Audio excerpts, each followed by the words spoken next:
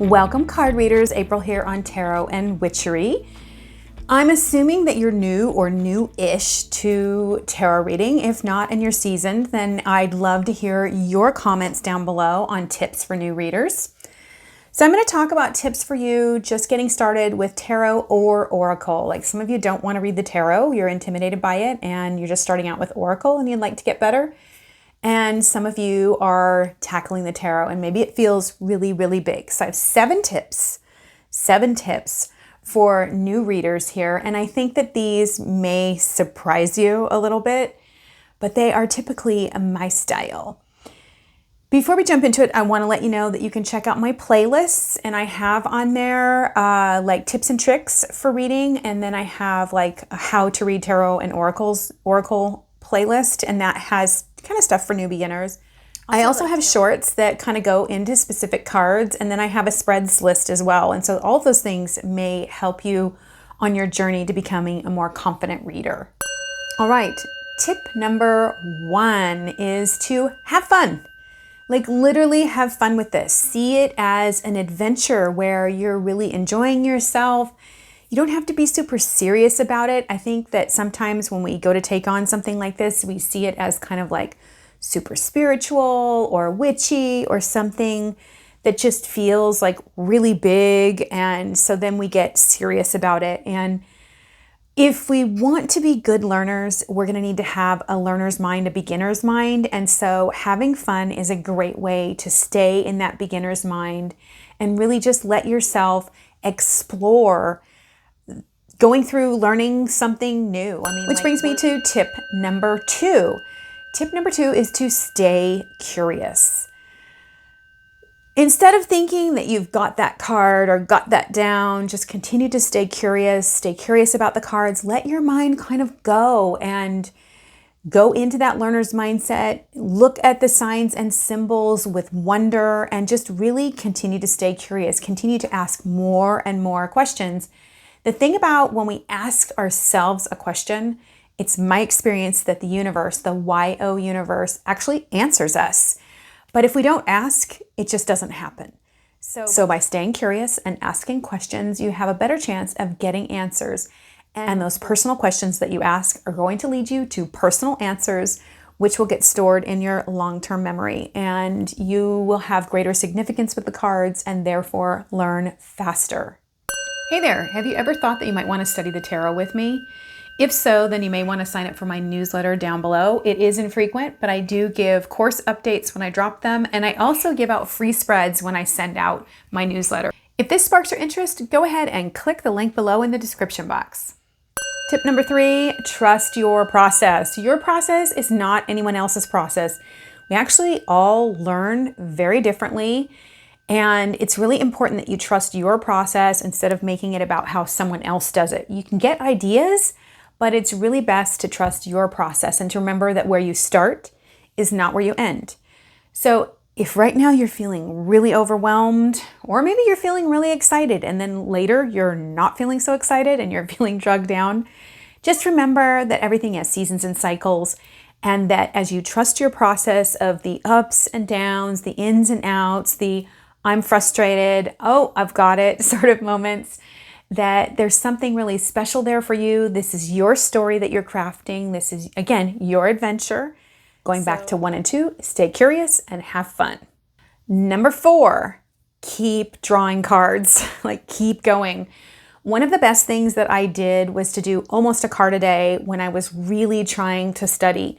And what that did for me is it allowed me to kind of see what I thought about that card maybe at the beginning of the day. And I would draw personal significance as I went throughout the day, matching it to the card. And at the end of the day, sometimes I would study that card and see how what my thoughts were lined up with what I thought I got about the card during the day. All of this process really helped me to kind of groove what was going on. So that constant repetition, getting familiar with the cards, getting more comfortable, because once you just kind of go, oh, I recognize this card. I have at least some recognition. I have some understanding. I have some relationship with it. It's going to allow you to really relax, and you're going to learn that much faster. Number 5. This one can be hard for some of us.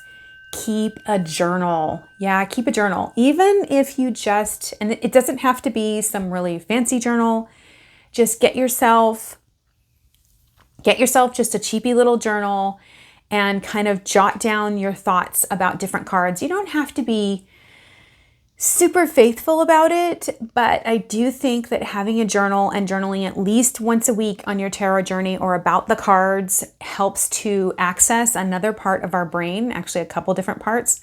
The more senses that we use when learning, the more likely we are to retain it and the more likely we are to create personal significance for it. So journaling allows you to kind of dive into like using a different part of your brain and saying, what am I really getting out of this and what do I want to write down?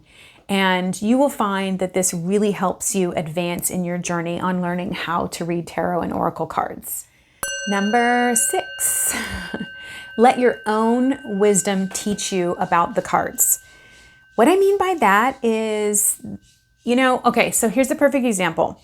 There are all these books about dream symbolism out there, tons of them. And you can read up on them, but if roses mean pain and death to you because of something that happened in your past, you're not going to be able to get away from that. And reading up that it means new life in a book is not going to make it so.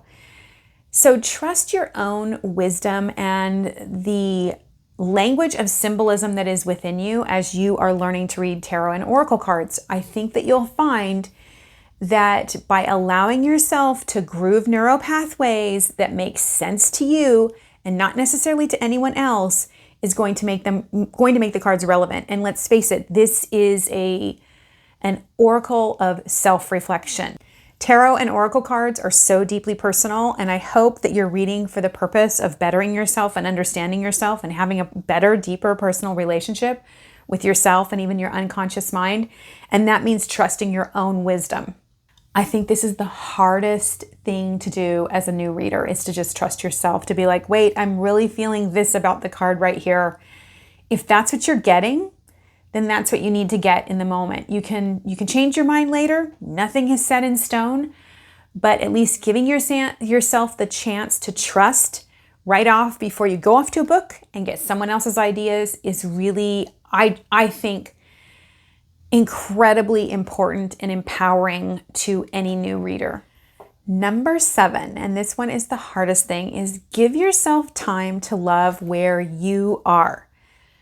So at the beginning of a romance, for those of us who've had a romance, it's heady and intoxicating, and there's nothing like it, There's nothing like before you have that first kiss, right? That these are moments that we can't go back to. We want to savor the moments we're in. And so savoring every step of your journey, like being like, this is where I'm right now. I'm really excited to learn. And what a gift that is, that I'm really excited. I'm really frustrated right now. Actually, that's a gift. Frustration is a sign that we're really close to achieving our goal. There's just something that's in our way and we need to adjust our course just a bit. So really being present with where you're at in your journey and savoring that, really loving it, allows you to really dive in to those moments because you're never going to get them back. Like I look back on when I didn't really know the tarot and I read and I didn't have a book. I just had the cards. And I spent night after night with those cards. And I look at that really fondly. There was something very profound and sweet and kind for me during that time that I'll never have because I have so much cognitive understanding right now. So savor the moment you're in. Thanks for being here and watching, and I just want to wish you well on your journey. I hope that you are excited to get to know the cards, that this is something that feels like an adventure that you just can't wait to get into. And again, I want to encourage you to savor every step of the journey, love your own symbolism and who you are. Stay curious, have fun, keep drawing cards, keep a journal, and trust your process. Until we meet again, may you step into this journey with an open heart of joy and adventure.